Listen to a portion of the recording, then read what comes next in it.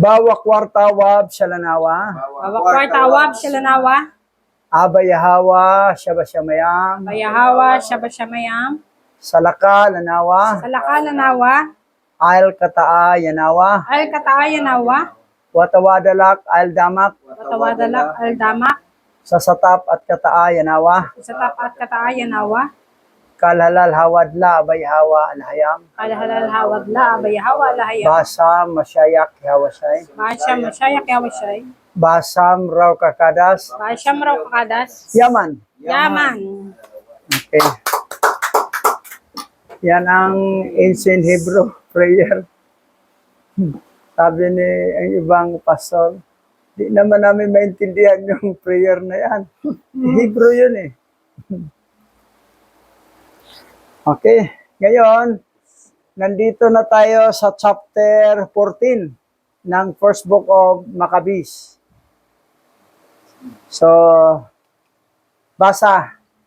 Ang unang aklat ni Makabeo, Kabanata 14, verse 1 to 49.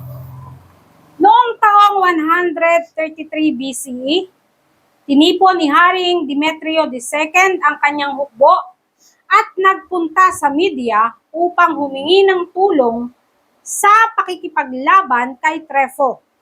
Nang mabalitaan ni Arsaces VI na hari ng Persia at ng Media na nasa kaharian niya si Demetrio, isinugo niya ang isa niyang pinuno upang dakpin ito. Sinalakay nila at ginapi ang hukbo ni Demetrio. Binihag ito at dinala kay Haring Arsaces at siya ay ipinabilanggo nito. Ayan. So, si Haring Demetrio II ay talagang kalabanin to si itong traidor na hari na si Trypho na mismong kanyang pinalaking naging hari ay tinaksilan niya.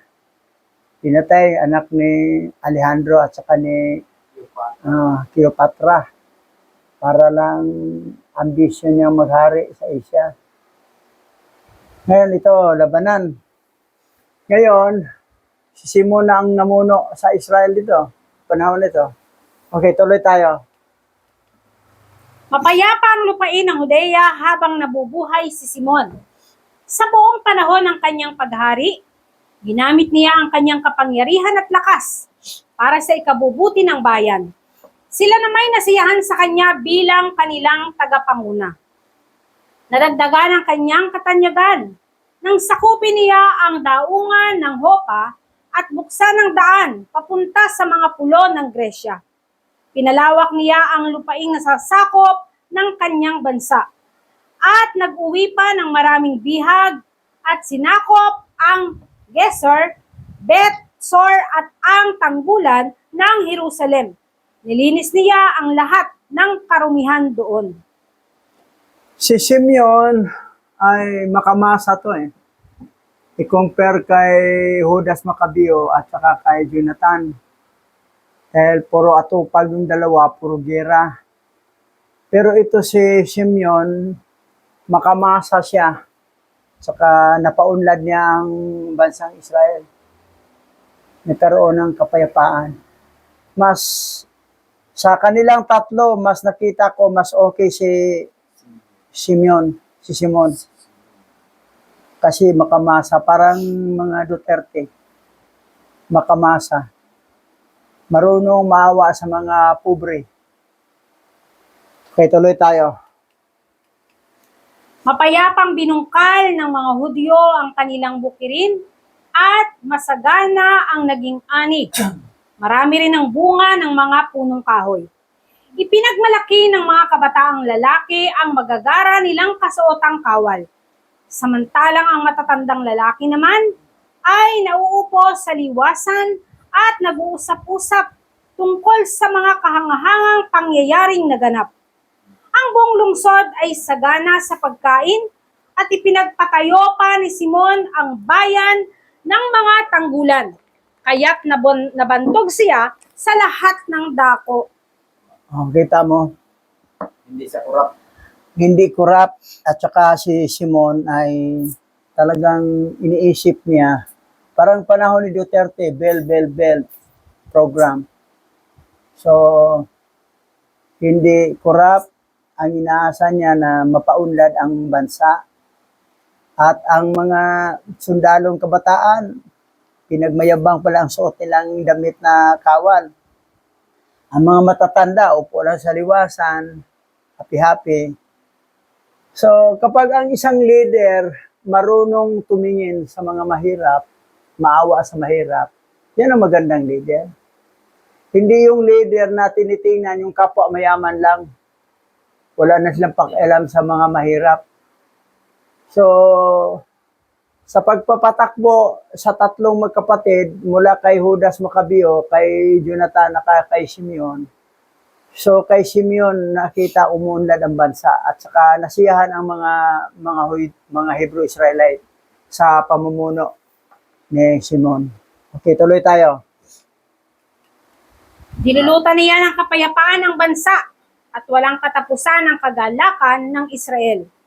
Lahat ay mapayapang namumuhay sa kanilang ubasan at taniman ng igos at walang gumagambala sa kanila.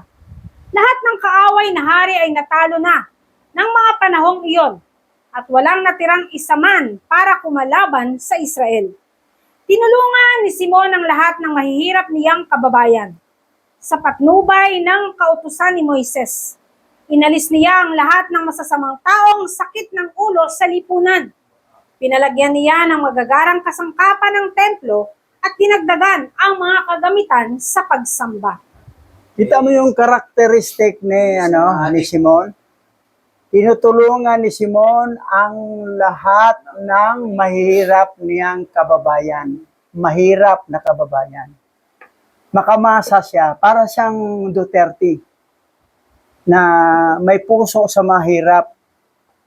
Hindi ngayong presidente ang puso sa mga tycoon, sa mga mayaman. Wala silang pakialam sa mahirap. O biro mo, pati templo. Dinagdagan ang mga kagamitan sa pagsamba.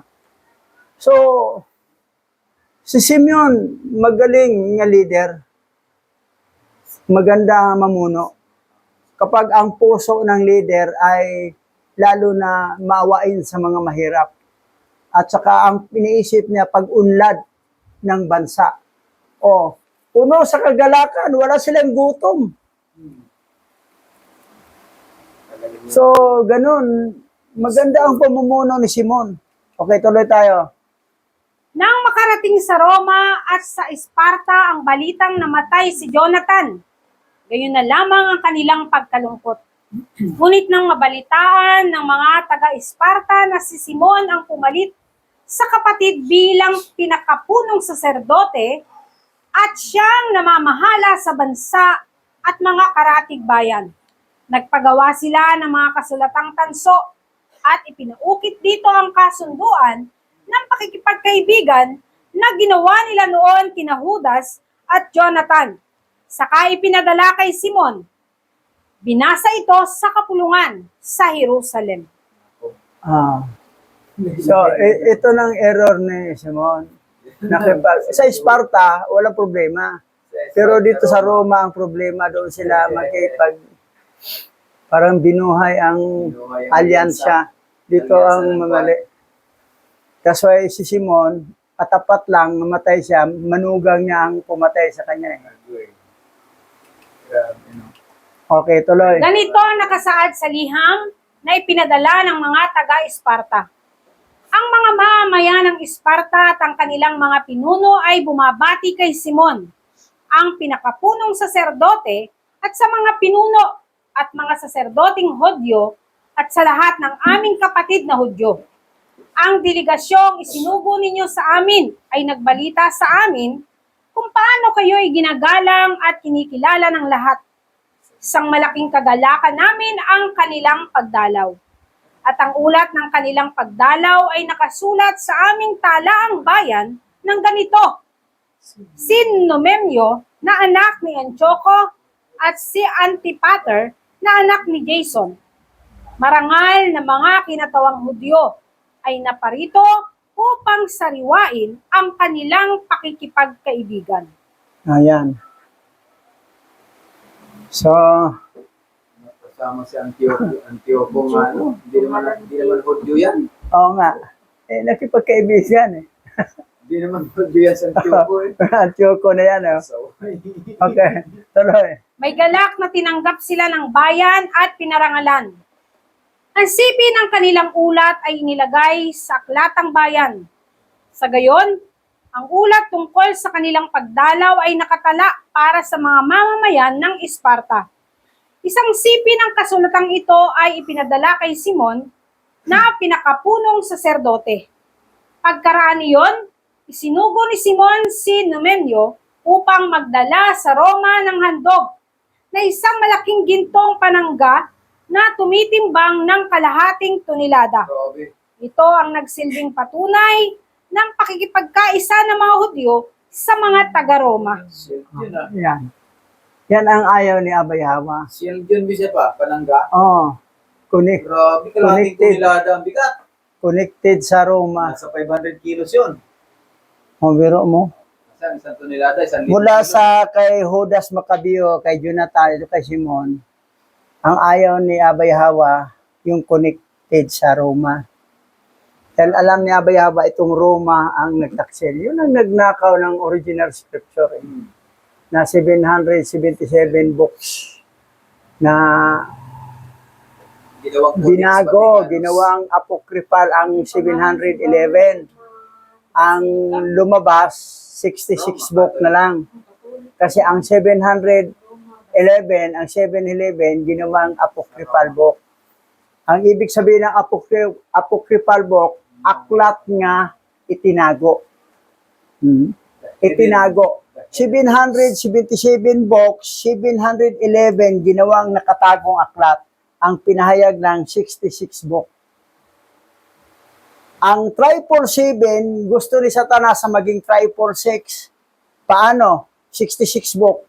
Paano naging 746? Kasi si Adan nilikha sa pang-anim na araw. Tayo bilang tao ay number 6 ang number natin. Magbasa ka ng aklat na product by Vatican Canon Law, 66 book. O mas ikaw number 6, tatlong 6 na. Kaso ay walang kamalay-malay ang mga born-again Christian, mga bishop, mga pastor, na akala nila, 66 lang kasi ang canonize, hindi pwede dagdagan, hindi pwede bawasan. Bawas na nga ng 711 yan. Sumikat nga ang 711 na tindahan eh. Dahil ginawang apocryphal book ang 711. So, yan. Ngayon, ang atin, nabigyan tayo ng 120 books sa Ethiopia. Ano yan? Hebrew yan. From Hebrew, Paleo-Hebrew Old Testament, and New Testament, Hebrew Aramaic. At saka yung ibang mga aklat na total, 120. Pero gagawin natin na maging aklat, 88 books lang. Kasi masyadong super laki ng aklat na 120. So, tama na yung 88 books. Kasi ang Tiwahedo Orthodox Church sa Ethiopia, na yan ay Orthodox, Catholic yan eh, Christian. Mula sa Hebrew, original scripture, at saka New Testament, Hebrew Aramaic, gitranslate nila ng Amharic, lingwahe ng Ethiopia, na gitawag na Giz Book. Tapos, kinanonize ng Naro Canon. Dalawa ang canon sa Ethiopia eh. Broader Canon at saka Naro Canon. So, at pagpalit, naging Amharic language na, doon corrupted na. Corrupted. Meron ko dito eh. 88 books, corrupted. Amharic. Pag translate sa English, Jesus. ay ganoon pa rin. Mga pangalan pa rin ng mga Pauline Angel nakalagay. Wala. So, ang Ethiopian Bible natin, that is the duplicate of original ancient Hebrew.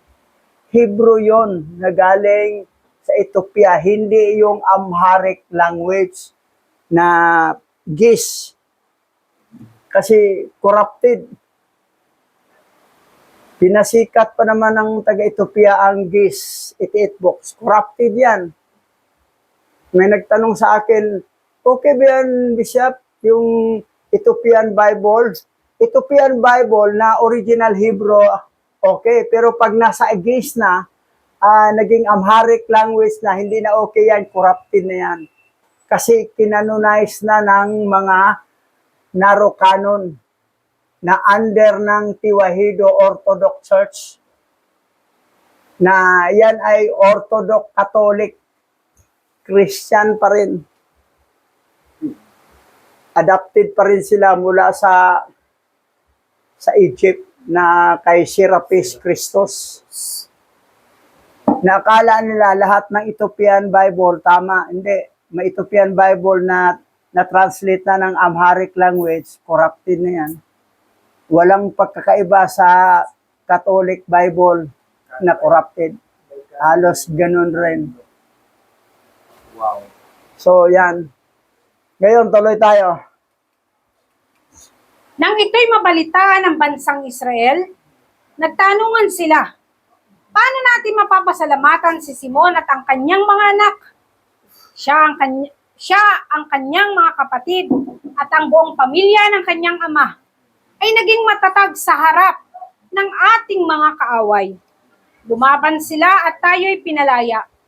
Kaya, inukit nila ito sa tanso at ikinabit sa mga haligi sa bundok ng Seyon. Ganito ang mababasang nakaukit doon. Nang ika-18 araw ng ika-6 na buwan ng taong 132 BCE, na siyang ikatlong taon ni Simon, ang pinakapunong saserdote. Sa panahon kasi ni Simon, wala ganong gera. Naunlad ang bansang Israel. Panahon ni Makabeo, puro gera. Panahon ni Jonathan, puro gera. Kay Simon, may mga gera man, pero minor lang. Puro sagana na. That's why nagpasalamat ang mga Hebrew Israelite, nagpasalamatan silang mga anak ni Matatias. Yan. Kasi umunlad ang bansa. Paano kasi ito si Simon? Makamasa. Makamasa ang gusto niya peaceful. So, talagang ginabayan talaga siya ni Abba Yahweh. Dahil ang puso ni Simon ay matulungin sa mga mahirap. Nagbigay ng pabor sa mahirap. Yun ang gusto ni Abba Yahweh. Na sinabi na nga ni Yahweh siya noon sa aklat ng Lucas kahit sa Mateo na yung kayamanan niya anong gagawin niya para makamit niyang buhay na walang hanggan. Ibenta mo, pamigay mo sa mga mahirap at sumunod ka sa akin. Kasi ang gusto kasi ni Abba Yahweh, yung tao na leader na maawain sa mahirap. Matulungin sa mahirap. So, ayaw niya yung taong nagyabang sa sarili, na binuhat ang sariling bangko, na walang awa sa mahirap. Ang pakialam niya, sarili lang. At ang mga kapwa mayaman lang, sila lang ang mag-prince. So, yan ang ayaw ni Abba Yahweh. Pero kung ang puso mo matulungin sa mahirap, gusto mo pag-unlad sa bansa, yan ang gusto. That's why na panahon ni Simon, gumanda ang bansa. Okay, tuloy tayo. Sa harap ng nagkakatipong mga saserdote, mamamayan, pinuno at matatanda ng bayan, ang sumusunod na katotohanan ay ipinabatid sa amin. Madalas, kapag may digmaan sa bansa, itinataya ni Simon, anak ni Matatias, na isang saserdote mula sa pamilya ni Huarib at ng kanyang mga kapatid ang kanilang buhay sa pagliligtas sa ating bansa, ating templo at ating kautusan laban sa mga kaaway. Sila ang naghatid ng malaking karangalan sa ating bansa. Si Jonathan ang kumilos upang magkaisa tayo at siya'y naging pinakapunong saserdote bago namatay. Oh, yan. So, actually, may ambag din si Jonathan, pati si Judas Macabeo. Pero ang nakitaan kasi natin na maawain sa mahirap, ito si Simon.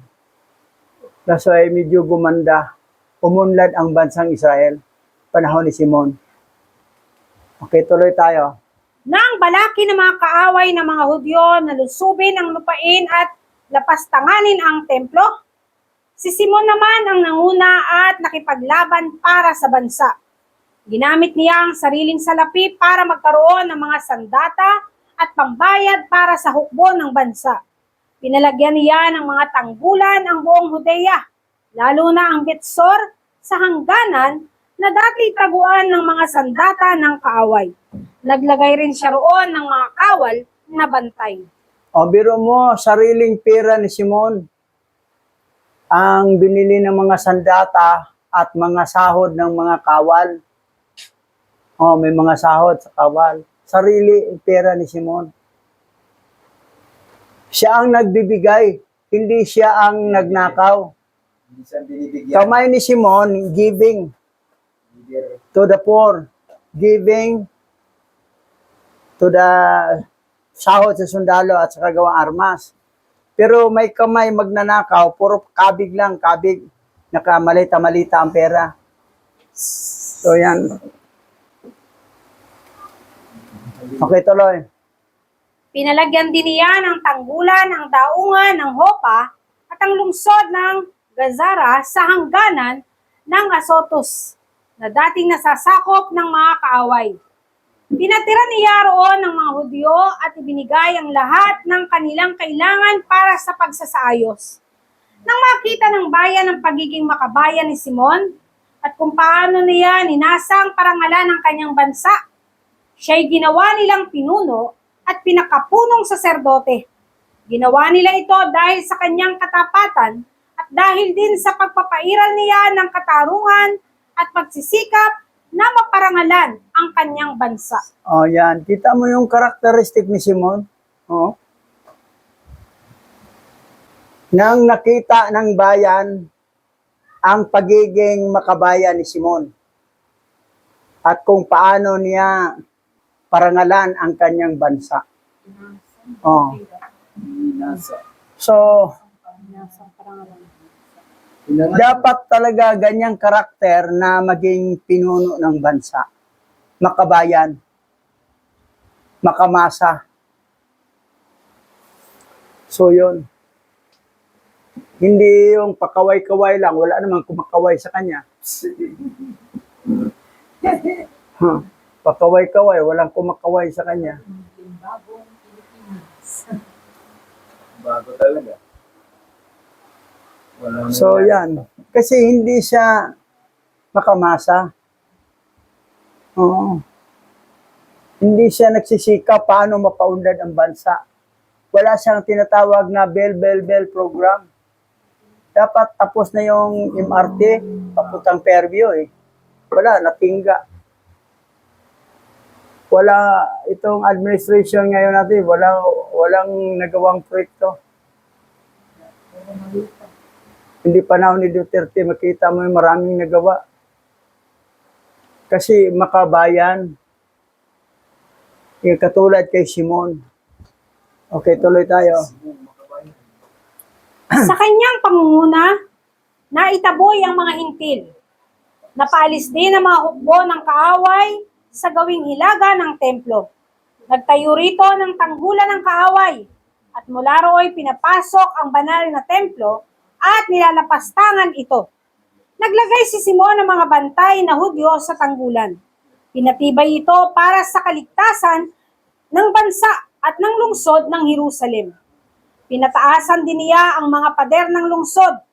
Bunga nito, pinagtibay ni Haring Demetrio ang kanyang pagiging pinakapunong saserdote. O yan.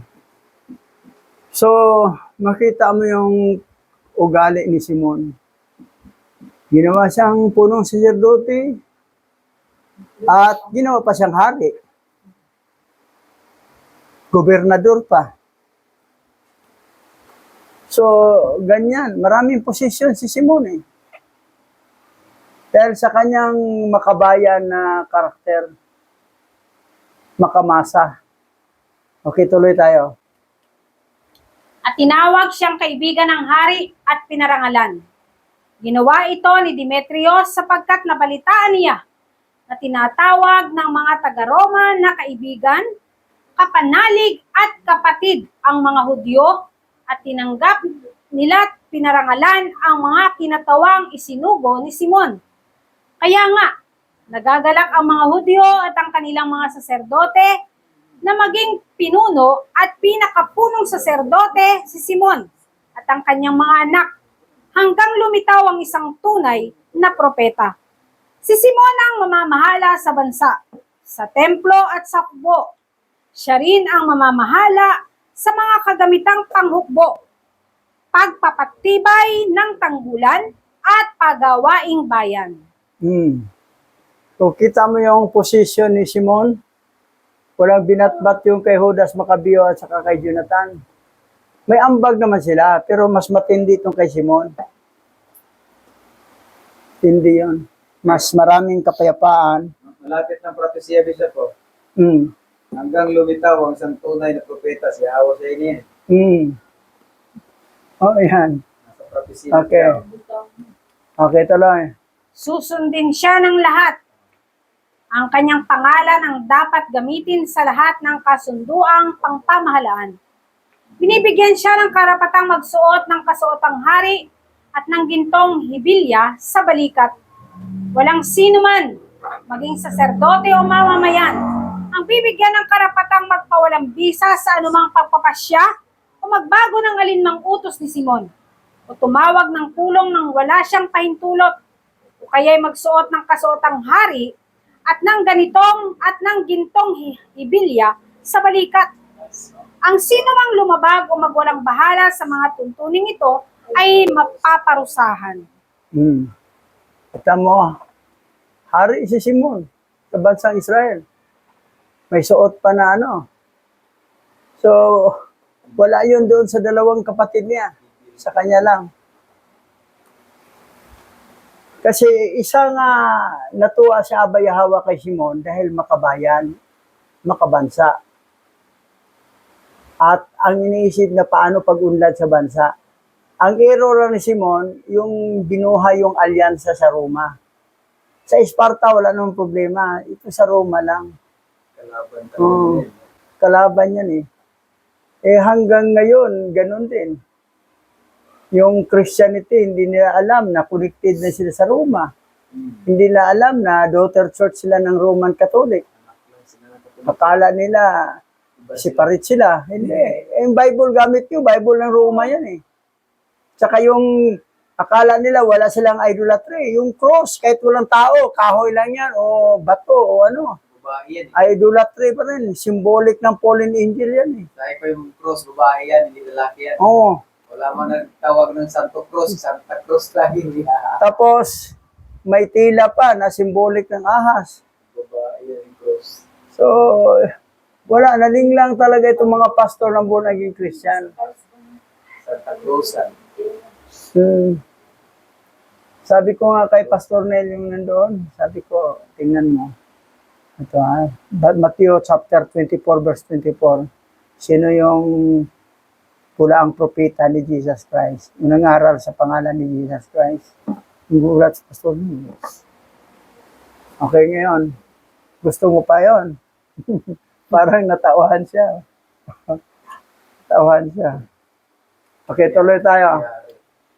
Nagkaisang pinagtibay ng bayan, nabigyan si Simon ng karapatang kumilos ayon sa mga tuntuning ito.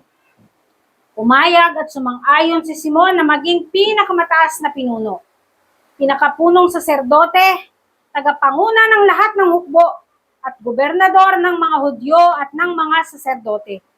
Napagkaisahan ding iukit sa kasulatang tanso ang pahayag na ito at ilagay sa isang hayag na lugar sa loob ng templo at maglagak ng mga sipi nito sa kabangyaman ng templo para madaling mabasa ni Simon at ng kanyang mga anak.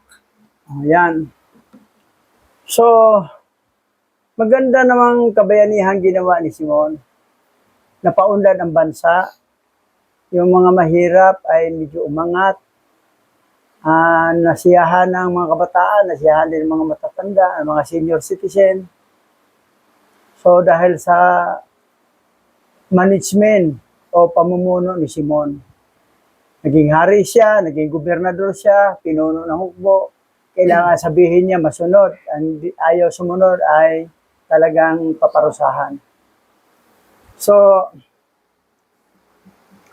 ang error lang ni Simon, yung binuhay ang alyansa sa Roma. Ito naman mga Hebrew Israelite, akala nila okay lang. Hindi okay yon. Dahil yan ang time will come na nakawin ang original scripture sa Roma. At ang nila.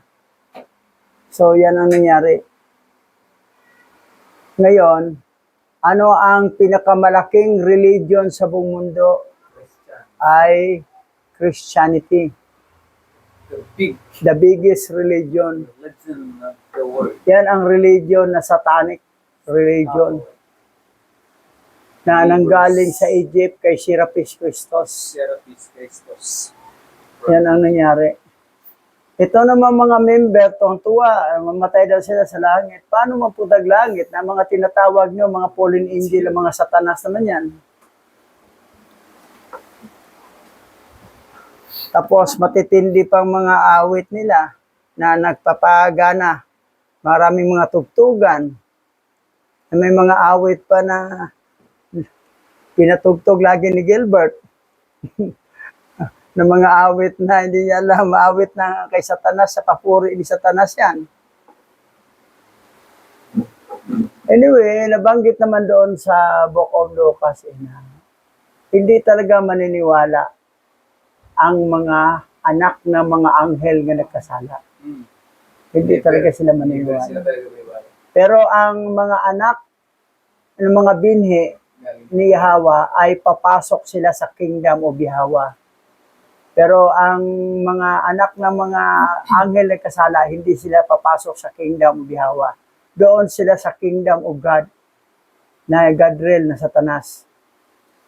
So, nakakalungkot. Dami talagang mapunta sa impyerno. At sinabi ni Yahweh sa pagbalik niya, pagbalik ng anak ng tao, mayroon pa ba siyang matagpuan nga naniwala sa kanya? Meron naman, ilan-ilan lang. Dahil ang paniniwala ng karamihan, mga huwad na hindi totoong misaya, mga fake misaya, na nanggaling sa Egypt kay Serapis Christos. So, yan ang nakakalungkot.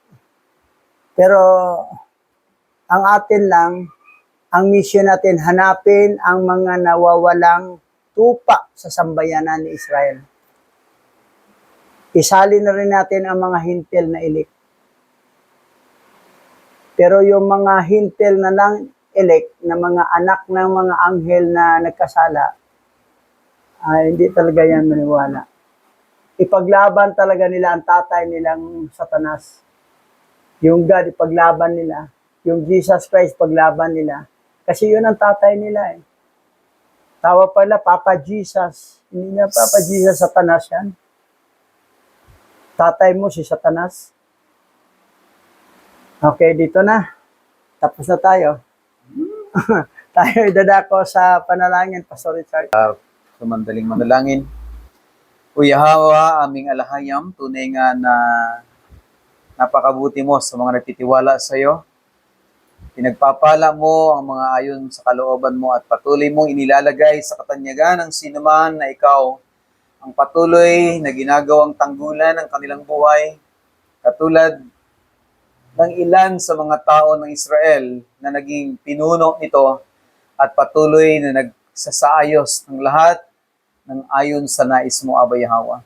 Sa mga panahon na ito, patuloy naming itinataas ang buhay ni Bishop, ang buhay ng kanyang may bahay, buhay ng aking family, at lahat ng mga sangay na kabilang sa grupo, ang buhay ng Prince James, at ang kanyang pamilya, at ang mga nasa kabuuan ng mga membro ng Opherian tribes.